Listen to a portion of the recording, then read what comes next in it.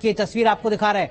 ये भारत मंडपम की तस्वीर है। एक के बाद एक डेलीगेट्स लगातार पहुंच रहे हैं। प्रधानमंत्री नरेंद्र मोदी राष्ट्रपति द्रौपदी मुर्मू से उन तमाम डेलीगेट्स का परिचय करा रहे हैं, उनके बारे में जानकारी दे रहे हैं और यहां राष्ट्रपति द्रौपदी मुर्मू के बारे में भी बता रहे हैं। और ये जो इस वक्त तस्वीरें आप देख रहे हैं, दरअसल में ये तस्वीरें बता रही हैं कि किस तरीके की बॉन्डिंग है, किस तरीके का आपस में सामंजस्य स्थापित है, किस तरीके की पहचान है, किस तरीके के रिश्ते हैं अलग अलग देशों के। एक के बाद एक इस तरीके से डेलीगेट्स पहुंच रहे हैं। और ये जो ठीक पीछे मेरे आप तस्वीर देख रहे हैं, भारत मंडपम की आप ये तस्वीर देख रहे हैं। भारत मंडपम में ही डिनर का आयोजन राष्ट्रपति की तरफ से किया जा रहा है। और जैसा कि हम लगातार कह रहे हैं कि आज के इस डिनर के बाद ये तय मानिए कि कल कुछ और बड़े फैसले होंगे, कुछ और अहम खबरें सामने आएंगी जिसका असर पूरी दुनिया पर होगा। हालांकि अगर आज की बात करें, G20 के पहले सेशन की बात करें, दूसरे सेशन की बात करें, दिल्ली जो जिस तरीके का डिक्लेरेशन सामने आया है उसकी बात करें तो वही अपने आप में एक बड़ी उपलब्धि है। पूरी दुनिया को लेकर जिस तरीके से सहमति बनाने की कोशिश की है। देखिए एक और तस्वीर आपको दिखा रहे हैं। एक के बाद एक इस तरीके से डेलीगेट्स लगातार यहां पर पहुंच रहे हैं। अलग अलग देशों के राष्ट्राध्यक्ष यहां पर पहुंच रहे हैं। और ये जो तस्वीर आप देख रहे हैं, अब से कुछ देर पहले सुबह आप देख रहे थे कि प्रधानमंत्री खड़े थे इत्मीनान से। एक के बाद एक डेलीगेट्स आ रहे थे, प्रधानमंत्री उनका स्वागत कर रहे थे और डेलीगेट्स आगे बढ़ जा रहे थे। लेकिन अब प्रोटोकॉल बदल गया है, अब तस्वीर बदल गई है। अब देश की प्रथम नागरिक राष्ट्रपति द्रौपदी मुर्मू वहां पर पहुंची हैं जो डिनर को होस्ट कर रही हैं। और प्रोटोकॉल के मुताबिक प्रधानमंत्री यहां राष्ट्रपति का स्वागत करते हैं और उसके बाद एक डेलीगेट्स का परिचय कराते हैं राष्ट्रपति द्रौपदी मुर्मू से। G20 की बैठक में भारत की पहल पर एक और बड़ा फैसला हुआ। दुनिया में बायोफ्यूल के उपयोग को बढ़ावा देने के लिए ग्लोबल बायोफ्यूल अलायंस शुरू करने की घोषणा हुई है। इस अलायंस में 9 देश शामिल हैं। इनमें भारत के साथ साथ अमेरिका, UAE, दक्षिण Africa, Mauritius, Italy, Brazil, Bangladesh शामिल है। कनाडा और सिंगापुर इस अलायंस के ऑब्जर्वर मेंबर हैं। पीएम मोदी ने अमेरिकी राष्ट्रपति जो बाइडेन, ब्राजील के राष्ट्रपति लुइस इनासियो, अर्जेंटीना के राष्ट्रपति अल्बर्टो फर्नांडिस और इटली के प्रधानमंत्री जॉर्जिया मेलोनी की मौजूदगी में इस अलायंस की शुरुआत की है और दूसरे देशों को इस पहल में शामिल होने के लिए न्यौता दिया है। ये पहल ऊर्जा परिवर्तन में तेजी लाने की मदद के लिए शुरू की गई है। तो बायोफ्यूल अलायंस बनाने का मकसद क्या है? अगर आपके जहन में यह भी सवाल आ रहा है तो ये सवाल भी हम आपको बताते हैं, डिकोड करते हैं। देखिए, टिकाऊ बायोफ्यूल का इस्तेमाल बढ़ाना, ये इसका मकसद है। बायोफ्यूल मार्केट को मजबूत करना, जो अभी नहीं है। अभी सबसे ज्यादा जो डिपेंडेंसी है वो या तो एनर्जी पर है, पेट्रोल डीजल प्रोडक्ट पर है। ग्लोबल बायोफ्यूल कारोबार को और ज्यादा सुविधाजनक बनाया जाए, ये भी इसका एक मकसद है। इसके पीछे की वजह है टेक्निकल असिस्टेंट प्रदान करने पर जोर दिया जाएगा। ये इसका एजेंडा पहले से तय किया गया है। अब आपको बताते हैं कि बायोफ्यूल होता क्या है। देखिए, बायोफ्यूल जब क्लाइमेट चेंज की बात हो रही है, ग्लोबल वार्मिंग की बात हो रही है, तो बायोफ्यूल की बात करना बेहद जरूरी है, वक्त की जरूरत है। दरअसल में पेड़ पौधे, अनाज, शैवाल, भूसी और फूड वेस्ट, जो कचरा है, खाने का बचा हुआ चीजें हैं, उनसे जो ईंधन बनता है उसको बायोफ्यूल कहते हैं। इसमें कार्बन की कम मात्रा होती है, कार्बन एमिशन की संभावना बहुत कम होती है, यानी green house gas, global warming, climate change, जो तमाम चीजें आप सुन रहे हैं, इसमें एक बड़ी राहत मिलेगी। अगर इसका इस्तेमाल बढ़ेगा तो दुनिया में पारंपरिक ईंधन जो पेट्रोल है और डीजल है, उस पर जो निर्भरता है वो कम होगी, क्योंकि आपके पास फ्यूल का एक और सोर्स है, बायोफ्यूल, जिसका कोई साइड इफेक्ट नहीं है। इसका सीधा मतलब यह कि पर्यावरण का जो प्रदूषण है उस पर भी असर कम होगा, प्रदूषण कम फैलेगा। G20 के इवेंट में शिरकत करने आए अमेरिकी राष्ट्रपति जो बाइडेन और प्रधानमंत्री नरेंद्र मोदी के बीच की केमिस्ट्री की चर्चा भी एक बार फिर हो रही है, पूरी दुनिया में हो रही है। दोनों नेताओं की मुलाकात ने भारत अमेरिका रिश्ते को एक नया आयाम दिया है।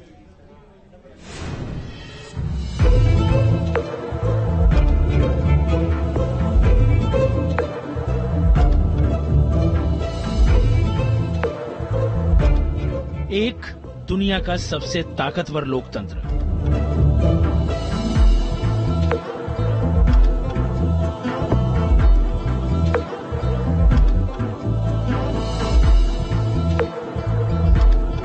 दूसरा दुनिया का सबसे पुराना लोकतंत्र। जब भी ये दोनों मिलते हैं, दुनिया की नजरें इन पर ठहर जाती हैं।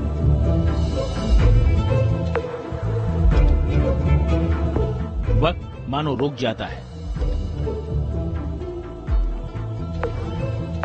एक जिसे समूची दुनिया सुपर पावर के रूप में जानती पहचानती है,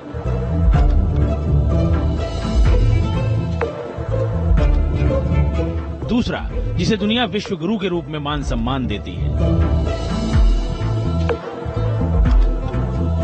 इस सुपर पावर और विश्व गुरु की हर मुलाकात बेहद खास होती है।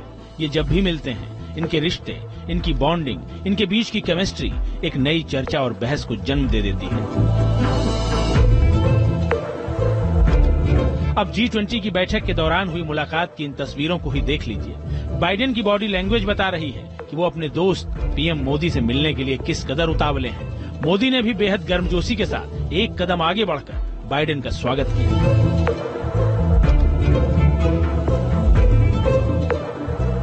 दोनों नेताओं ने हाथ मिलाया, गले मिले। दोनों के बीच बातचीत हो ही रही थी कि बाइडेन का ध्यान बैकग्राउंड में लगी पेंटिंग पर चला गया। इसके बाद पीएम मोदी ने पीछे मुड़कर बाइडेन को उस पेंटिंग में बने ओडिशा के कोणार्क सूर्य मंदिर और सूर्य चक्र के बारे में बताया। बाइडेन भी पीएम मोदी की बात को सुनते रहे और सूर्य चक्र के बारे में समझते रहे।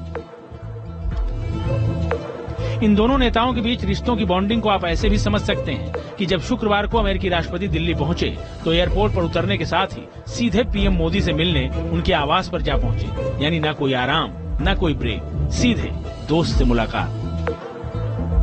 पीएम आवास पर हुई मुलाकात के दौरान भी दोनों नेताओं के बीच गजब की केमिस्ट्री नजर आई। इस मुलाकात का जो वीडियो सामने आया है उसमें बाइडेन एकदम सहज नजर आ रहे हैं। खुद पीएम मोदी उन्हें अपने आवास के दरवाजे पर लेने पहुंचे। दोनों ने एक दूसरे से हाथ मिलाया, एक दूसरे का हालचाल पूछा। इसके बाद दोनों नेता गलियारे में चहलकदमी करते और बतियाते भी नजर आए। मोदी के कंधे पर हाथ रखे बाइडेन अपनी कहते और मोदी की सुनते नजर आए। ये तस्वीर बहुत कुछ कहती है। ये दुनिया के सबसे ताकतवर लोकतंत्र और दुनिया के सबसे पुराने लोकतंत्र का एक दूसरे पर विश्वास और भरोसा बयां करती है। ज्यादा पुरानी बात नहीं है। इसी साल जब जून के महीने में प्रधानमंत्री नरेंद्र मोदी अमेरिका गए थे तो अमेरिकी राष्ट्रपति जो बाइडेन ने उन्हें अपना स्टेट गेस्ट बनाया था। उनके सम्मान में स्पेशल स्टेट डिनर दिया था। उस समय भी पूरी दुनिया ने दोनों की गहरी होती दोस्ती और मजबूत होती बॉन्डिंग को देखा था। शुक्रवार को बाइडेन और पीएम मोदी के बीच द्विपक्षीय बातचीत भी हुई। इस दौरान $400 मिलियन का निवेश हो, शिक्षा के स्तर को बढ़ाना हो या फिर 31 खुफिया विमानों का इम्पोर्ट हो, इन सभी मुद्दों के बीच भारत और अमेरिका के रिश्ते एक नई ऊंचाई को छूने के करीब पहुंचते नजर आए। सबसे खास बात यह रही कि अमेरिका ने मीटिंग में यूएनएससी में भारत की स्थायी सदस्यता का समर्थन किया। हमारे ख्याल में इंडिया और अमेरिका के दोनों ताकत एक साथ करे तो बहुत सारे पॉसिबिलिटीज है, इम्कानात है। और हम इसलिए हमारे जॉइंट स्टेटमेंट में बहुत सारे क्षेत्र हाईलाइट किया जिसमें हमारा कोऑपरेशन हो रहा है और बढ़ जाएंगे। स्पेस, एजुकेशन, शिक्षा, स्वास्थ्य और महिलाओं की सशक्तिकरण, खास करके डिजिटल क्षेत्र में, इन सभी और उससे ज्यादा इश्यूज हमारे जॉइंट स्टेटमेंट में आ गए और हमारे आशा है कि भविष्य में हमारे कोऑपरेशन और बढ़ जाएंगे। दोनों देशों के दिग्गजों के बीच होने वाली ये मुलाकातें बता रही हैं कि विश्वास और भरोसे का ये रिश्ता किस कदर गहराता जा रहा है। ये तस्वीरें बता रही हैं कि जो बाइडेन भारत के साथ अपने संबंधों को एक ऐसे मुकाम पर ले जाने के इच्छुक हैं जहां दो शक्तिशाली मुल्क एक साथ विश्व व्यवस्था की कमान संभालते हुए दुनिया को एक नया रास्ता दिखा सकें। Team news nation. तो देखिए, लाख टके की बात में हम